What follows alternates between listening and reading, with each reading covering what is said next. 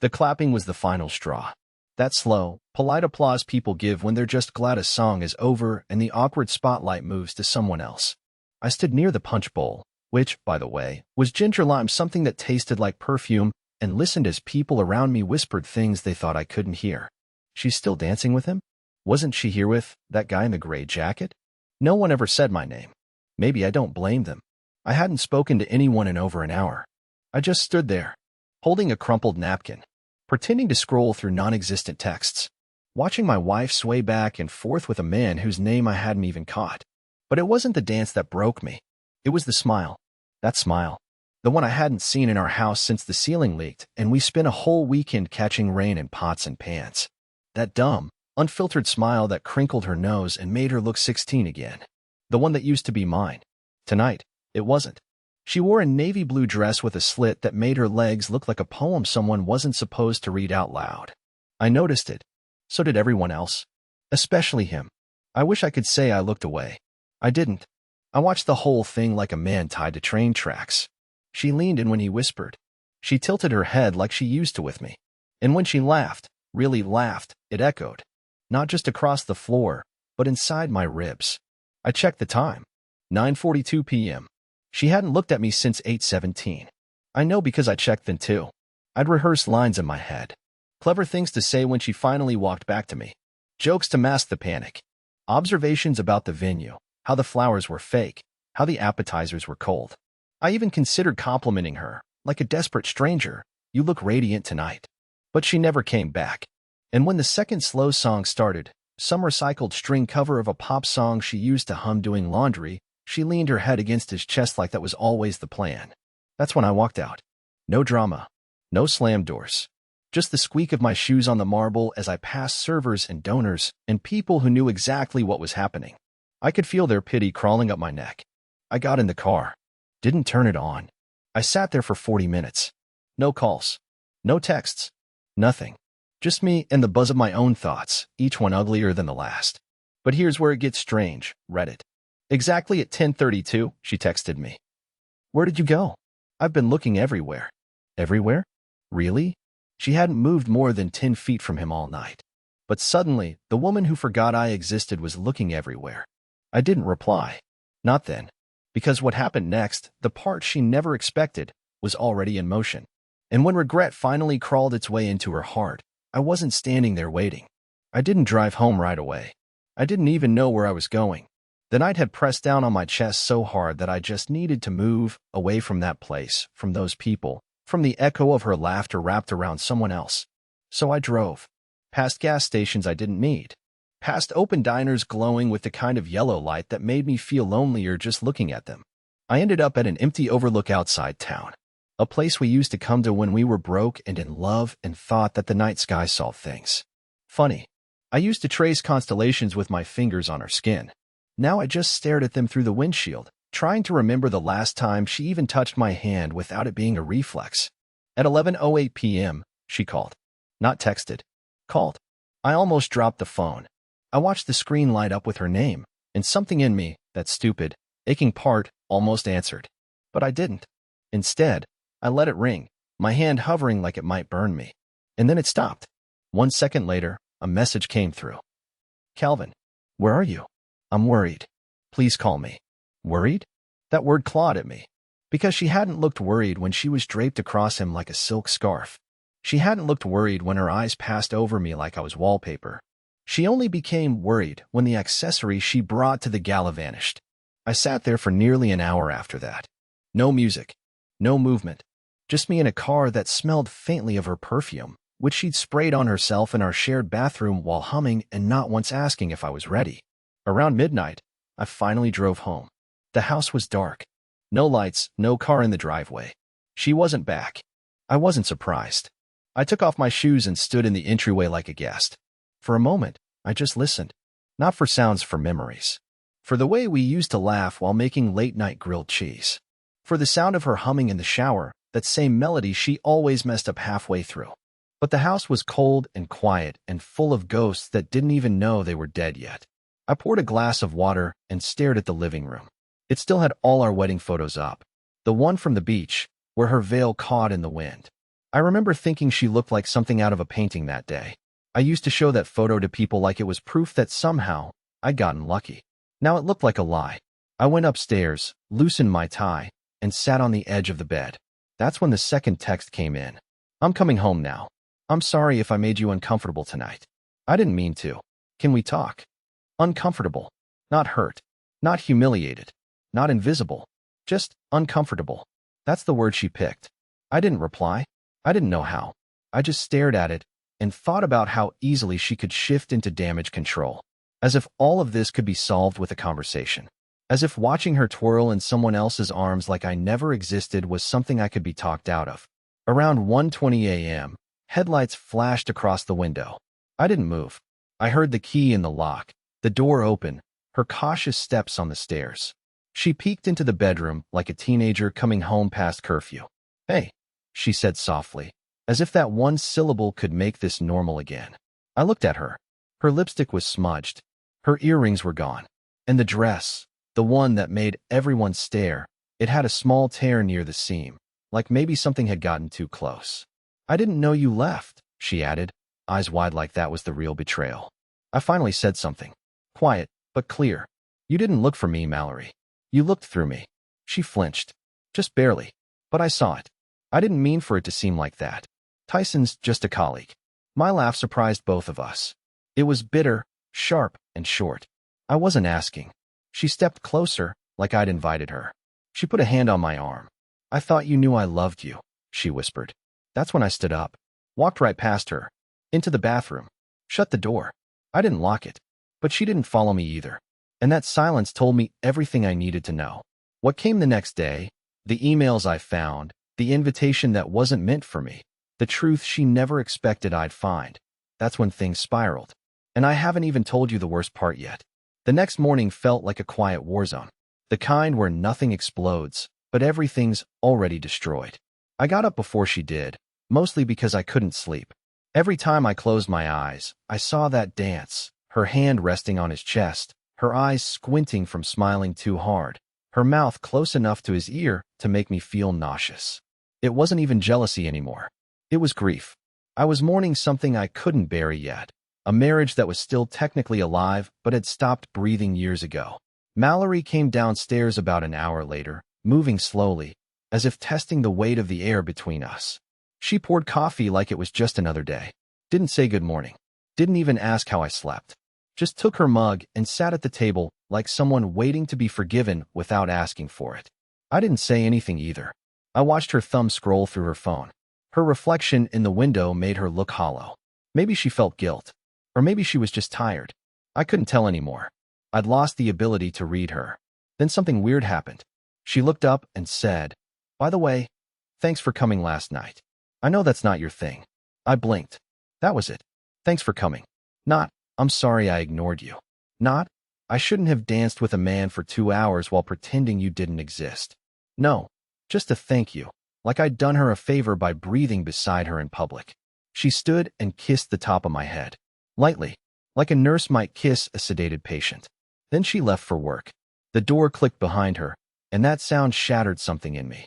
I went to the laundry room, a place where nothing dramatic ever happens, and sat on the floor. I didn't cry. I just sat there, staring at the dryer door, thinking about how warm it once felt to wait for her to come home. Now I waited just to confirm she still did. After about 15 minutes, I walked upstairs and opened her laptop. I know. Invasions of privacy, trust issues, boundaries, spare me the lecture. You don't understand until you need to know something, and there's no one left to ask. She'd forgotten to log out of her email. Maybe she thought I'd never look. Maybe she didn't care. At first, it was just what you'd expect. Newsletters, donation receipts, project schedules. Then I searched Tyson. Over 40 threads. Some were just work-related. Some were not. One subject line read, "Confirmed for May 11th. He'll be there too, winking face." I clicked. It was an email from Mallory to her friend Tessa. The body said, "I've already laid the groundwork. Invited Calvin so it doesn't look suspicious. But you know how clueless he is. Won't even notice if I'm on the moon all night. Tyson's bringing his wife, too, lol. We'll play nice until after dinner. Then see what happens, smirking face. I couldn't breathe. I literally couldn't breathe. That event wasn't for me. I hadn't been invited as a partner. I was there as camouflage. I was the dull backdrop meant to make their connection look innocent. And she had already planned my invisibility. Had written about it like it was just strategy. She was using me. I shut the laptop without even logging out. My hands were shaking. Not from rage. That would have been easier to handle, but from realization. I had become a living prop in her show. A chair that gets moved around depending on where it looks best. A body she could count on to not make a scene. Until now. At 2:14 p.m., she texted. Dinner at 7? Want to go to Johnny's? As if nothing had happened. As if I hadn't just read my name used like a punchline. I replied, sure, I'll meet you there. She replied with a heart emoji. That night, I dressed well. Not for her. For me. Not to win her back. To prepare. I wasn't sure what I was going to say, but I knew I wasn't going to play the part anymore. When I arrived at Johnny's, she was already seated, waving casually like a woman who had the world figured out. She wore that same smile I'd seen at the gala. But this time, it didn't hit me like a dagger. This time, it was my cue. Because what I told her over that dinner, what I handed her, changed everything. And it wasn't even the real bombshell yet. The restaurant was dim, loud with conversations that didn't matter, and smelled faintly of garlic and expensive regret. I arrived exactly on time, because I knew she would be early. Mallory's always early when she's playing the role of the successful, composed woman who has everything under control. I walked in wearing the same jacket I wore to her gala. I wanted her to notice. I wanted her to remember how invisible I'd felt in it. She was already seated, sipping red wine, and smiling politely at something the waiter had just said. Her face lit up when she saw me, like we were on a second date, not a marriage hanging by a thread she didn't even know was fraying. I nodded, sat across from her, and didn't return the smile. I could see the flicker in her eyes, that microsecond of confusion when things don't go according to plan. Hey, babe, she said, leaning slightly forward. You look nice. She hadn't said that at the gala. Not when I stood by her side like a statue. Not when she chose another man's orbit to spin in.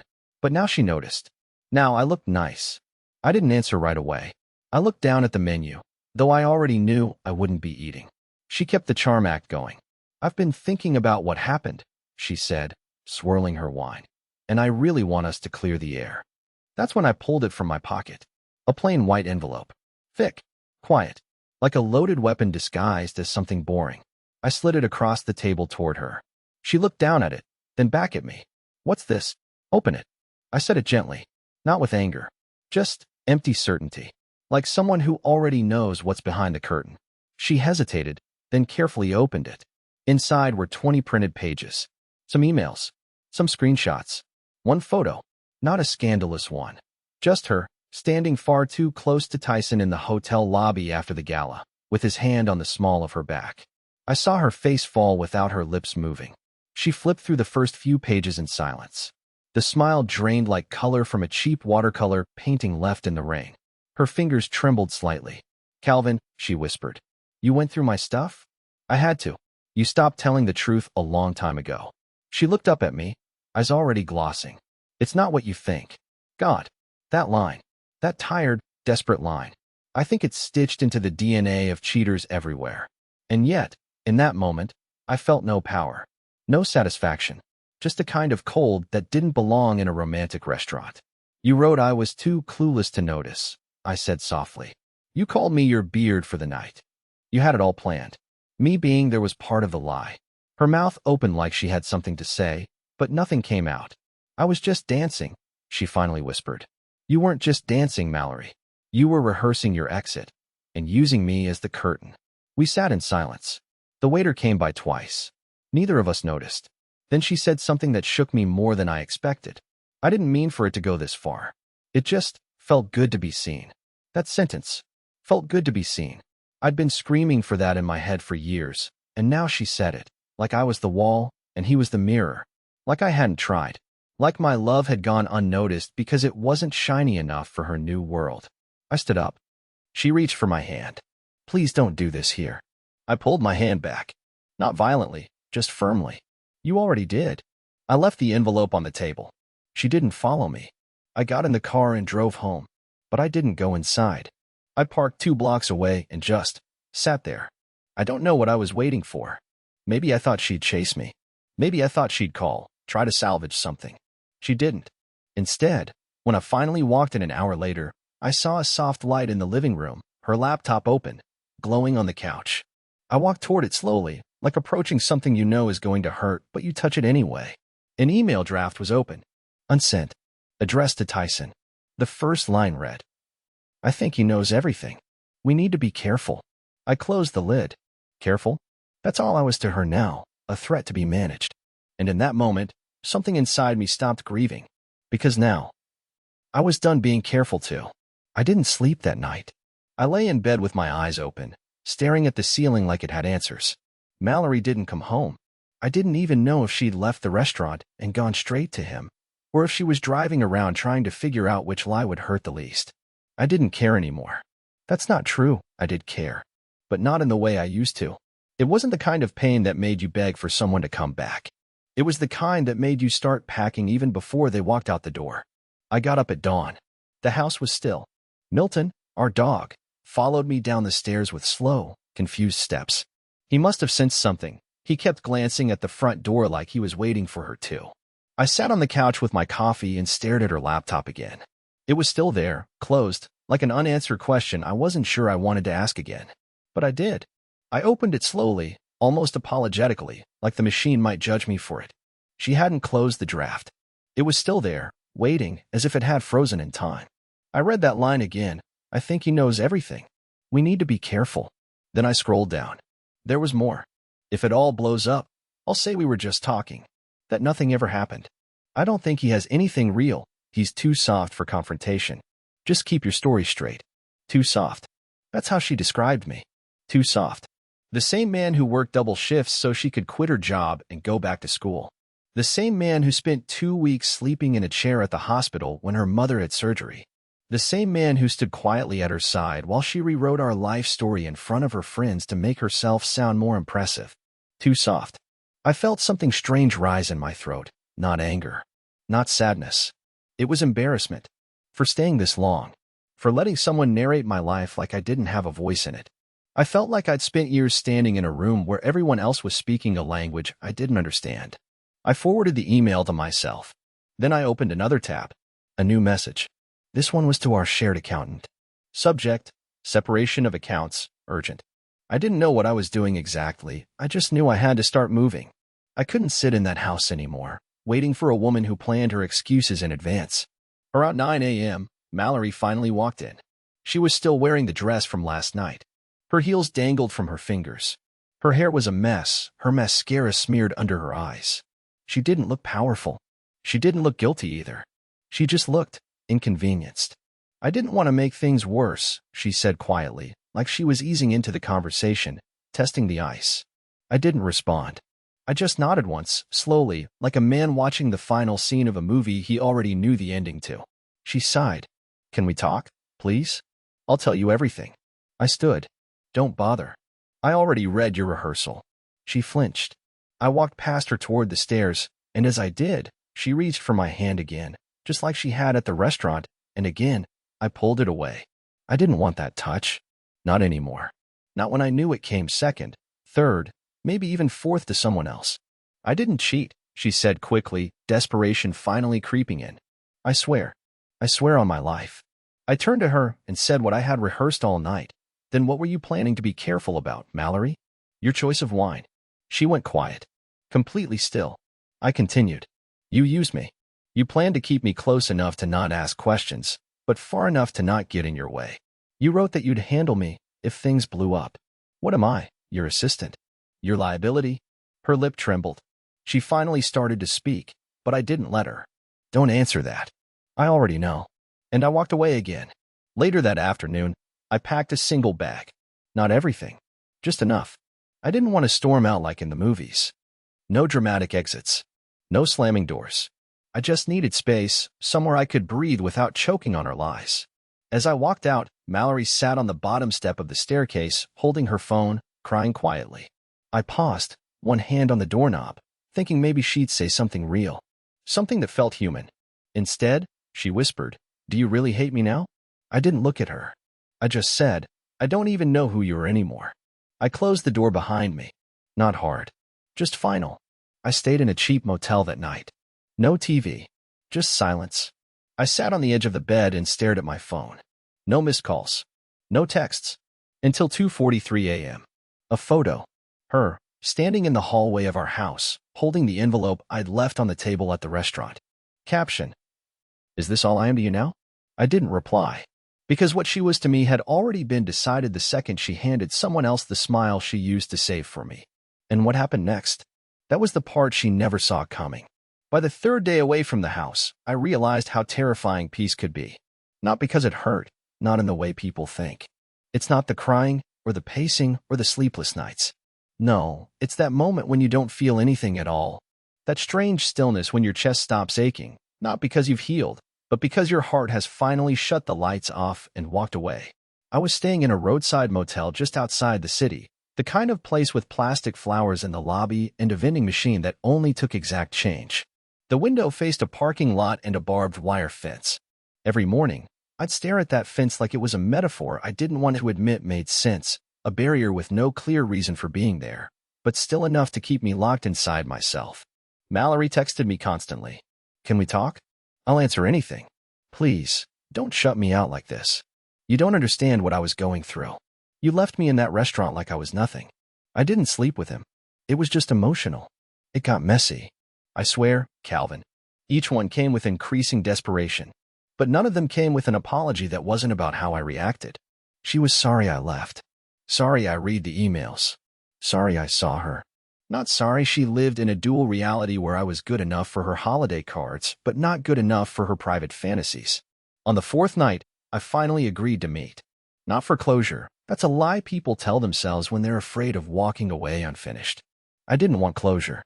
I wanted to look her in the eye and see if she still knew how to be honest without a script. We met at a little cafe we used to visit years ago when things were simple. She arrived wearing the green coat I once bought her for her birthday, back when she still smiled at handwritten cards instead of scoffing at them like they were sentimental clutter. She sat across from me, eyes red, makeup barely on. The waiter came, and she waved him away.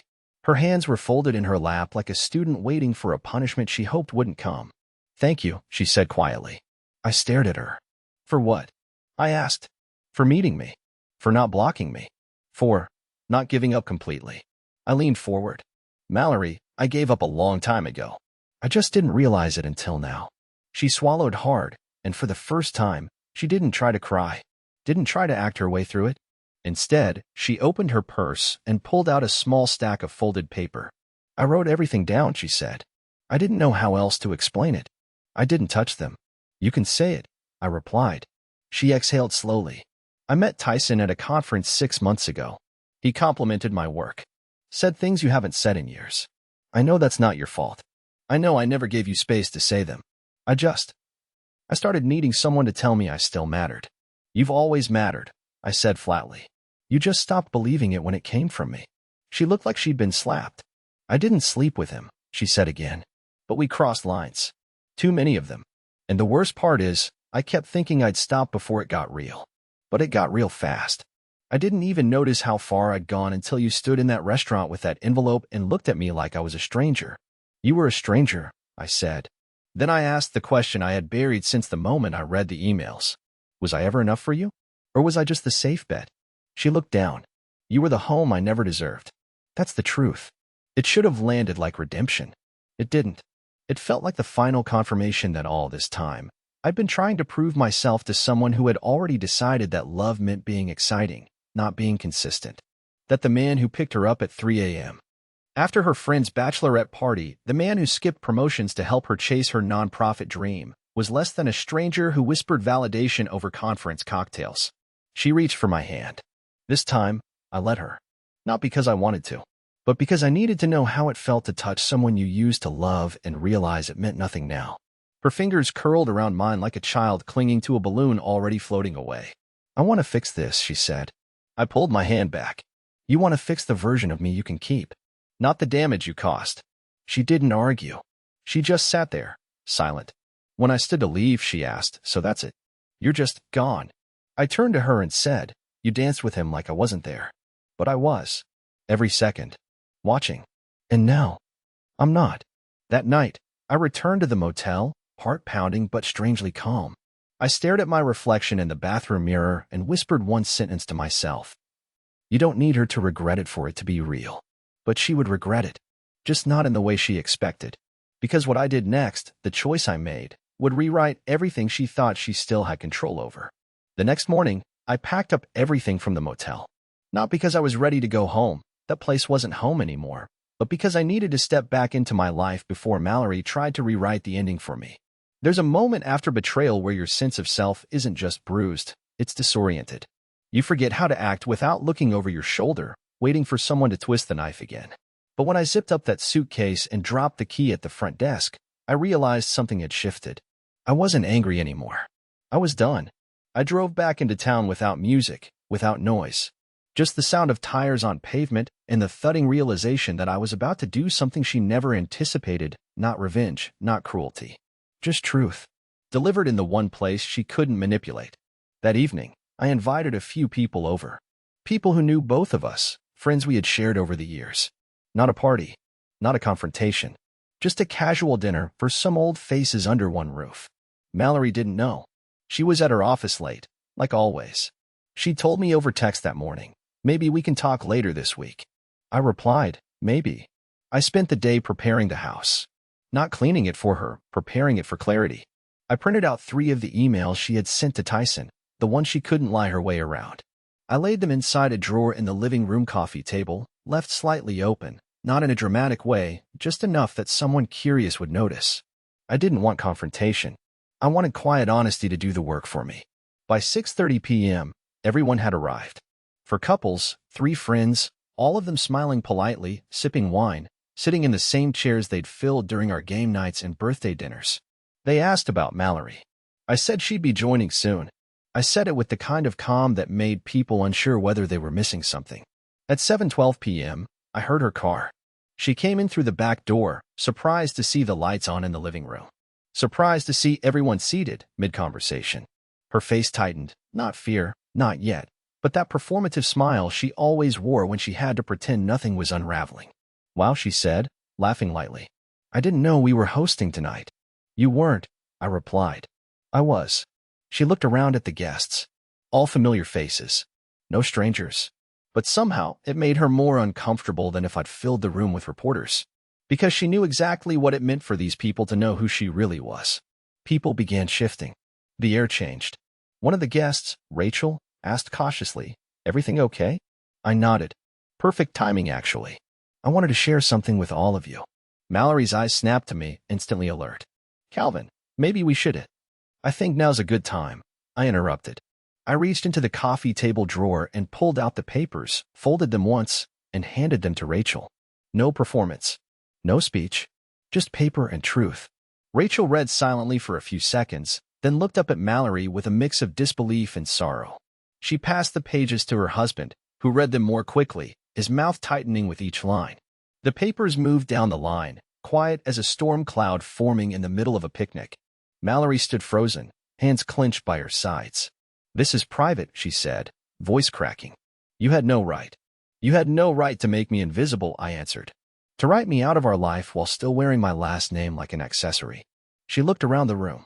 Faces she'd once laughed with now stared back at her with silence that said more than judgment. It was recognition, the slow, painful realization that she had become something unrecognizable. I didn't sleep with him, she repeated, for what felt like the 100th time. That wasn't the worst part, I said. The worst part was watching you plan how to protect your lie, watching you mold the truth around your convenience. That's what this was about. And now, you don't get to control the room anymore. She started crying. Not soft, elegant tears. Real ones. The kind that made her mascara run, her voice tremble. But no one reached to comfort her. Not this time. Because everyone there had been fed the same version of our marriage she had carefully curated. The supportive husband, the perfect balance, the power couple. And now, they saw the cracks she worked so hard to paint over. She tried to leave. I let her.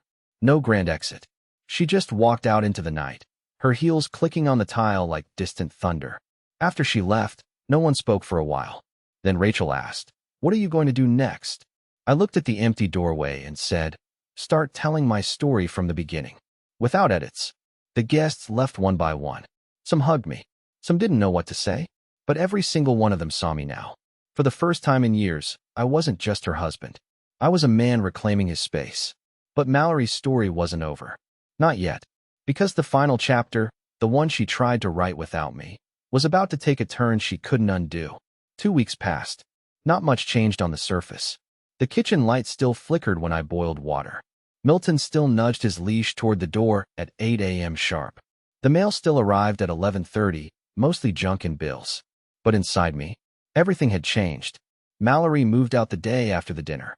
She didn't slam doors. She didn't beg.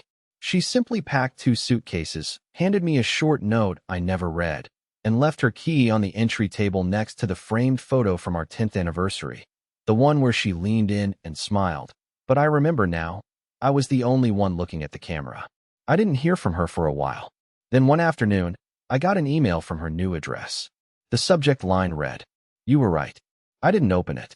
I didn't need to." Sometimes, the apology doesn't matter nearly as much as the distance that follows it. Instead, I turned my attention to rebuilding something I had neglected for far too long, myself. I started therapy, something I'd always thought was for other people, stronger people. But sitting in that small, beige room with a woman who didn't try to fix me, just listened, gave me something I hadn't had in years, permission to feel what I was feeling without shame. I reconnected with a few friends I hadn't seen in months. Friends I drifted from because I was always too busy accommodating her life. Turns out, people remember the real you. They just wait patiently for you to remember yourself again. And slowly, painfully, beautifully, I started doing that. There was one afternoon, maybe a month later, when I took Milton to the park, just to clear my head. He ran off chasing a bird and practically tackled a woman walking by. I rushed over to apologize, but she just laughed and crouched to pet him. "He's got a good heart," she said. I nodded, catching my breath. "He's the most loyal thing I've ever known." She looked up at me. "Then he takes after someone." Her name was Harper. We talked for nearly an hour sitting on the bench, trading book recommendations and dumb stories about growing up in small towns. When I finally stood to leave, she asked if I came to that park often. I said I didn't, but I might start. We didn't exchange numbers. We didn't rush anything. It was just nice. The kind of moment you don't realize you've been craving until it quietly unfolds right in front of you.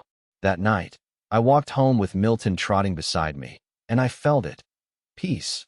Not the eerie silence of heartbreak, but the calm certainty that whatever came next, I was no longer carrying someone else's weight. You know, people always ask what moment changed everything. But sometimes it's not a moment. It's a choice made quietly, consistently, one breath at a time. I used to think strength looked like holding things together no matter what. Now I know it looks like letting go of what was never holding you. Mallory danced with another man like I was invisible. But I walked away. And that made me real again. That made me seen. And now, I don't just exist in the background. I belong in my own story. Finally.